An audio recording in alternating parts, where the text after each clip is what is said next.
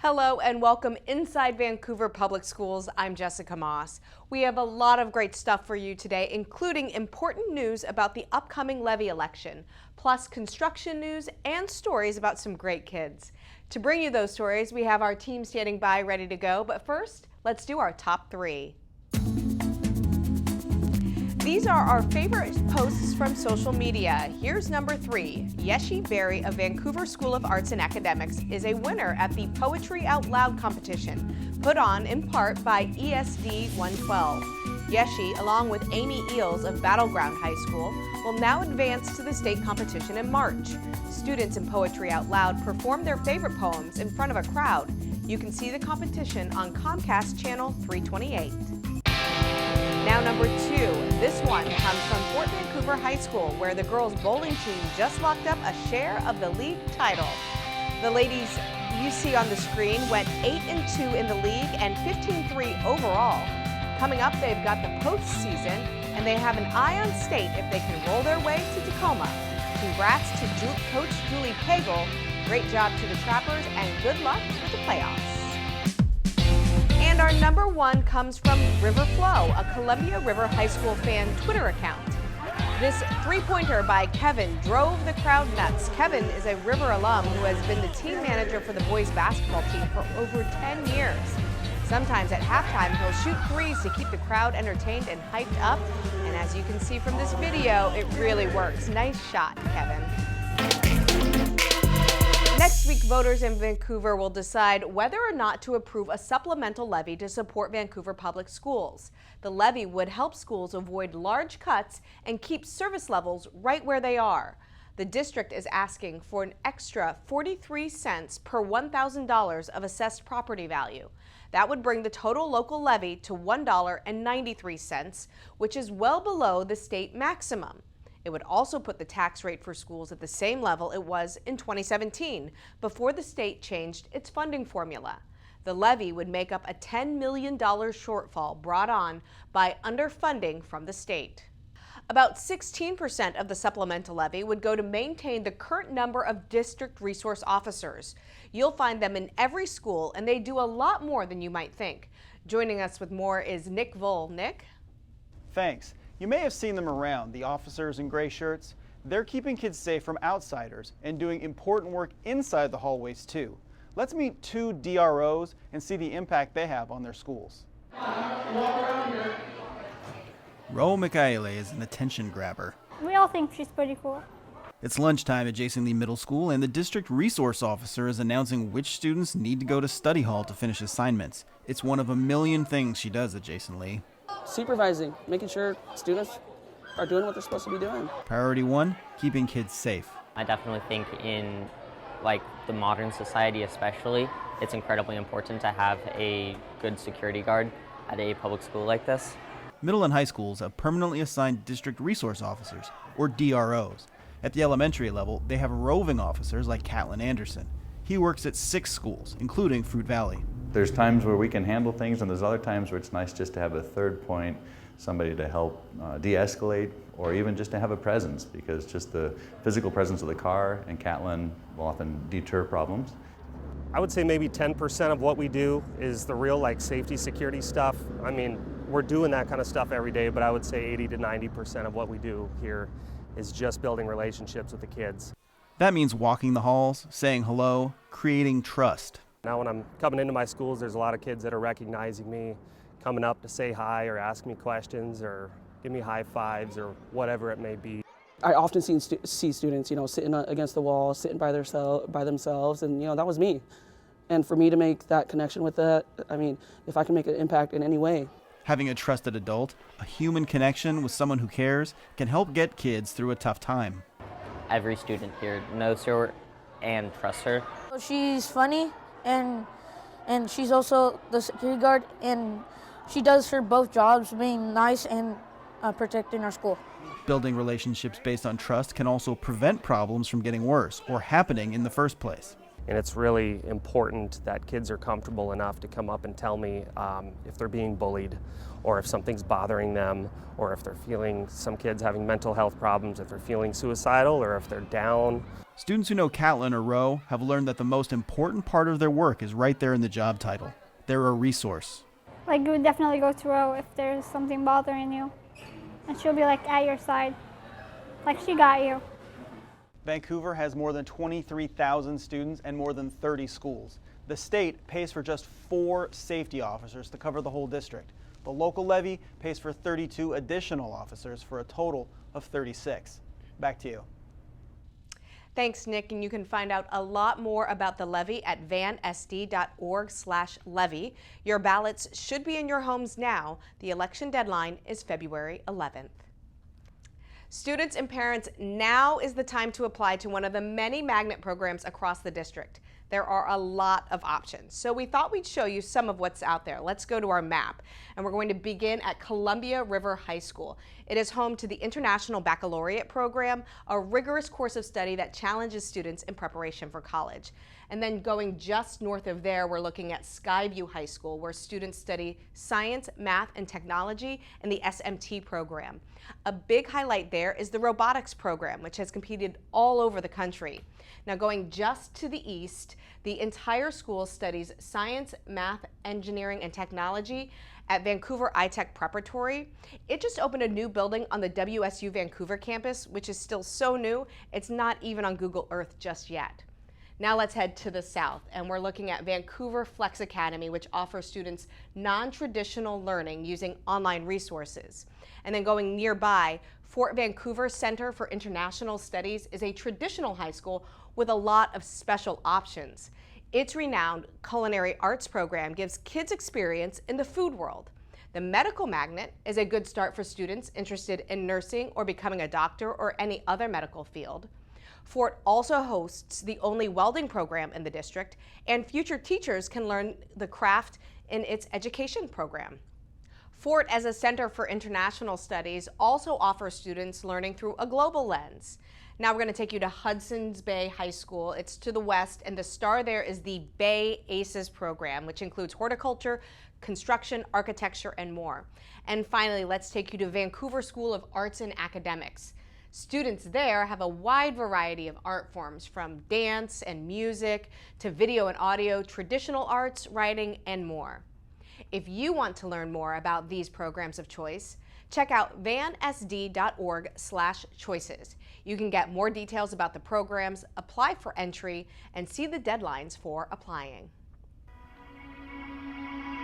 It's time for a Revitalizing Vancouver update, the latest on construction projects paid for with your bond dollars. The newest school in Vancouver is now open, and you'll have a chance to check it out. Vancouver iTech Preparatory is having an open house.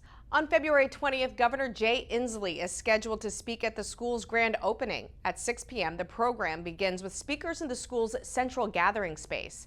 After the program, visitors can see the building for themselves. Again, that's February 20th, beginning at 6 p.m.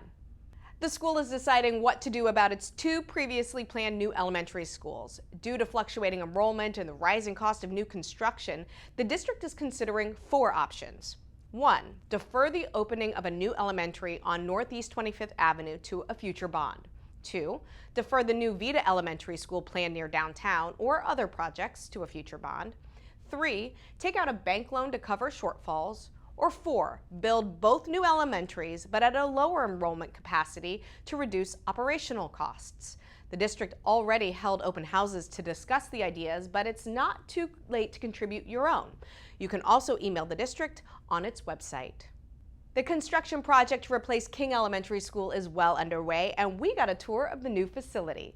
The project is going well so far, and as you can see, it's getting pretty easy to tell what the new school building is going to look like. There are 2 stories, and architects put a real emphasis on classrooms facing toward communal outdoor spaces. Whitney Henyon is the capital projects lead and has been with this project since the start, taking student and staff feedback and helping shape the school. As she'll tell you, things are getting good over at King. You start to see it become a reality, and steel going up and surfaces going in and roofs going on. That's pretty exciting, but I cannot wait to see the kids in the space because they're just going to love it. King will open its doors to staff in the summer and will be open for business for the first day of school in September. King staff members will get their first walkthrough of the new building late in February. Whitney was nice enough to share some videos she took of concrete work being done inside King. Now take a look at this. It's been one of the only slower parts of this project, with the record-setting rain we had in January slowing down the concrete pour. But still, the project is on time. Thanks for the video, Whitney. You can keep tabs on all of the bond-related construction across Vancouver on the district website. That's vansd.org/reschools. If you're on Twitter, you might also want to follow the @VPS_reschools account, which posts pictures and updates several times a week. It's time now for a welearn update, a look at how technology is being used in the classroom. For one Hudson's Bay High School student, technology is almost certainly in his future. His video game won the Congressional App Challenge. Christopher Gilbert, who codes under the name Gomer Sparhawk, designed a simple game based on parkour. His teacher, Benjamin Brewer, told students about the App Challenge, which is put on by the U.S. House of Representatives. A student from every district in the country wins before advancing to a national event in Washington, D.C. in the spring. This year, Gomer is the champ. I didn't plan to win at all. I expected myself to actually get completely destroyed by way better programmers. And yeah, when I came in first, I was like, oh, that's actually really cool. Gomer used his friends as sounding boards, testing and developing his game called Jump Quest over the course of a few months. Although Gomer was surprised he took first place, his teacher wasn't. He's an incredible coder. You don't find kids like this very often. And so I'm trying to find ways to take what we're doing in the classroom and apply it to what he's doing. And so because he's already at a college or higher level in coding. And so I don't want to hold him back. So he's the type of student where you do everything you can to give him those opportunities to progress. Gomer says he's going to remake the game on a different platform to make it more complex. He hopes to be a video game designer in his career after school. In some classrooms, teachers are instructing kids on how to use technology, but often they're actually using tech to improve student learning in all academic areas. At Hazeldale, it's reading. Joining us now to show us a pilot program is Tara Cox. Tara? Thanks. Devices are tools to get something done, whether that's making a call, checking social media, or improving reading comprehension. We visited a Hazeldale classroom to see how it works. Our world is always changing, but the joy of reading remains the same for kids. I love reading because I could learn new words and I could get better at reading and writing. A pilot program in 3 Vancouver elementary schools put a limited number of iPads into the mix for kindergarten, first, and second grade classes. Unlike higher grades, students don't have their own devices, they share. You'll see students working on tasks on an iPad at their level or creating on an iPad, but then you also see students reading, you see students writing, you see students working with the teacher. So it's balanced and embedded. For second grade teacher Christy Werner, the iPads are a tool to enhance lessons, like in her students' reading rotations. We watch it together and then the rest is up to them. So they go through the vocabulary cards by themselves, they do the vocabulary activities, the vocabulary quizzes, all by themselves. At the very end, they can even make a rap song with the vocabulary that they've used. And you can choose a beat for it, and you can just make up your own words that are not inappropriate though. Giving kids choice in how they learn improves engagement. It brings enjoyment into the classroom and they seem to really love it. It's really fun and it's cool because we get to learn these new cool things. The iPad component of their reading rotation also allows students to demonstrate what they've learned. So it takes them not just, I'm going to read and highlight a word and say what I know it means, but it takes them beyond that into a kind of a more redefinition of the task. Using devices in a limited way now also prepares kids for later grades, when technology is more integrated into the curriculum. We have a tech-based society, and it is actually a great thing to have students work with technology because technology is everywhere. One example is standardized testing. We don't want those tests to be because they can't function on the iPad, they can't function on the computer. We want to see their actual knowledge. The kids are learning lots of new vocabulary words, but there's one they keep coming back to. fun. Fun. A lot of fun. The district staff who are running this pilot program are using parent and teacher feedback to make adjustments. If it moves forward, the program will spread beyond the 3 test schools, Hazeldale, Eisenhower, and Franklin, to the rest of the district. Back to you. If you like to see stories about classroom technology, you're in luck. There's a whole bunch of them on the district YouTube page. That's youtube.com/VanSDTV. Just look for the welearn playlist. We just saw how technology is helping kids improve their reading at Hazeldale, but nothing beats one-on-one instruction. A partnership between Hazeldale and a high school is also proving effective. Joining us now with this story is Amanda Richter. Amanda? Thanks. 3 times a week, students from Hudson's Bay High School take a bus north to Hazeldale Elementary to tutor young readers. While it's helping build reading skills, it's also a way to connect kids. School is well underway, but a new bus pulls up at Hazeldale Elementary. It's full of Hudson's Bay students who are taking the school's early childhood class. They're here to tutor second graders in reading. It's really nice that we get to work with the students, and I really like making a connection with them and knowing that I'm gonna help them learn better. I like their reading experience, and I like how we can get books every day. They work on vocabulary words written on yellow sheets of paper. Chloe and her student, Evelyn, have a unique method. Usually she reads to me, and since I can't see the print on the page, right, so she just reads to me, and if she comes upon a word that she's stuck on, she'll spell it out to me, and then we'll figure it out together what the word is. The high schoolers use strategies to keep their pupils engaged. We played tic-tac-toe on a sheet, and it was really fun, and I read it to him. Beyond academics, younger students get a role model. They get to, look up to a bigger peer like myself, and they just get to experience something new, and I think they enjoy it for sure. She's really nice to me all the time, and she liked it for me to do my reading. For Jennifer, this is a homecoming of sorts. I went to school here 3rd, 4th, and 5th grade. So I remember this is an amazing school, and it's the one that I say, like, if they ask me what elementary did you go to, I say this one because I have the most memories here, and it's just a great environment. Some of the students in the early childhood class are thinking about becoming teachers, so this may be their first chance to work with kids in this way. Everyone we spoke to was enthusiastic about this partnership.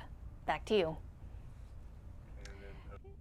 It's time now for a Snapshot Profile, a look at the people who make Vancouver Public Schools a great place to teach and learn. Today, we'll meet a multidimensional student who gets it done in the classroom, on the court, behind the camera, and in front of it. Joining us now with more is Elena Buller. Elena? Thanks. Columbia River senior Jordan Ryan is getting used to receiving accolades. On the basketball court, she's 2-time All-League, and behind the broadcaster's mic, she's a Student Emmy winner. But perhaps most importantly, those who know her say she's a great person to boot. It's just something that I always looked forward to doing at recess. Jordan Ryan's love of sports began at an early age, and as luck would have it, so did a fascination with announcing it.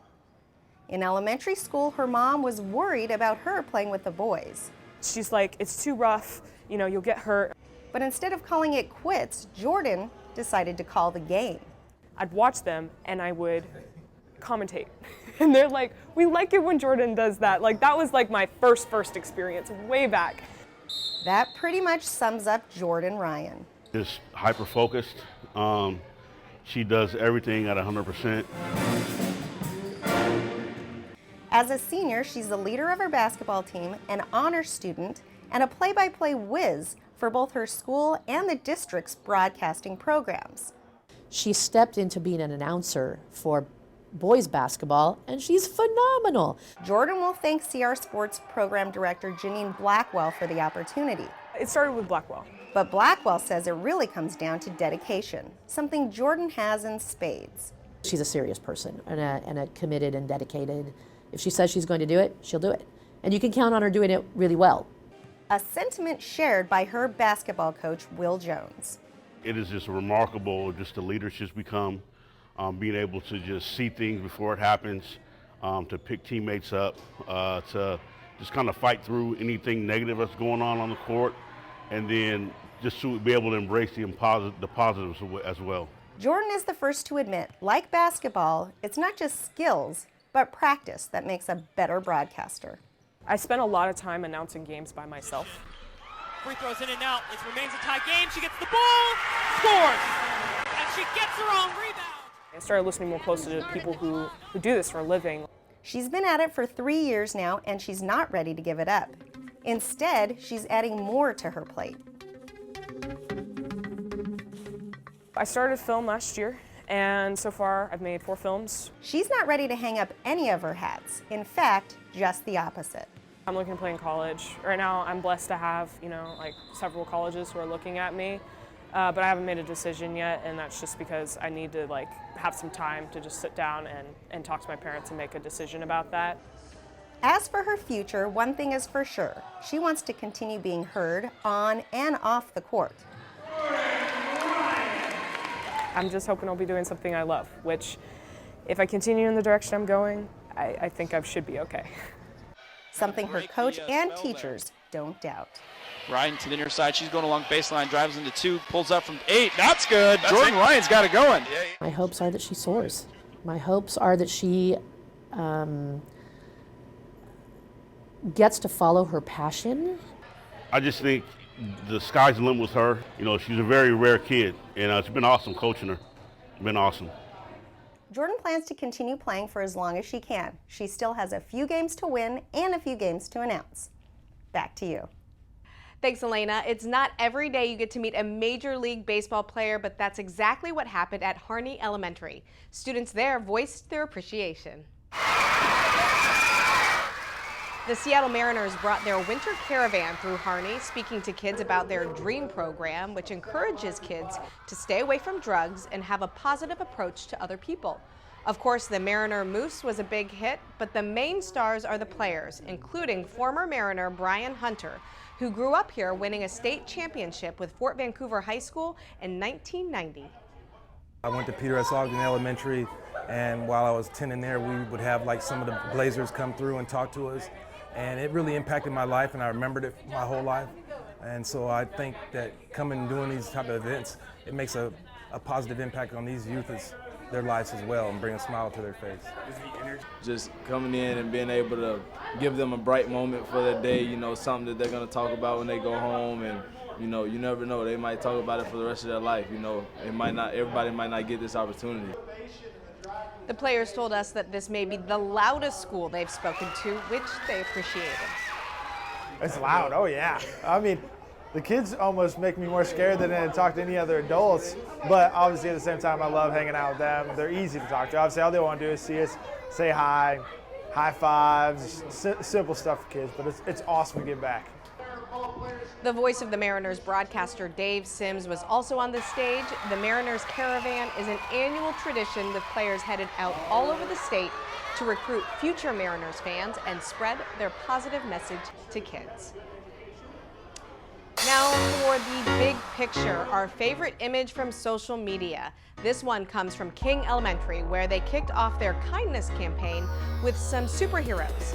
You can see Principal Janelle Ephraim dressed as Nick Fury from the Avengers, leading her team of super educators into the fray. Great job on the costumes, King, and great work on promoting kindness. Let's take a look at what's happening across the districts, and kids will love this one. There's no school on February 17th for President's Day. This holiday is held every year on the third Monday of February to honor the birth of George Washington, although in recent decades it's expanded for many to honor all presidents. Either way, Mr. Washington, the children of Vancouver, thank you. And that'll do it for us today on Inside Vancouver. For all of us here, thanks for watching. We'll see you next time.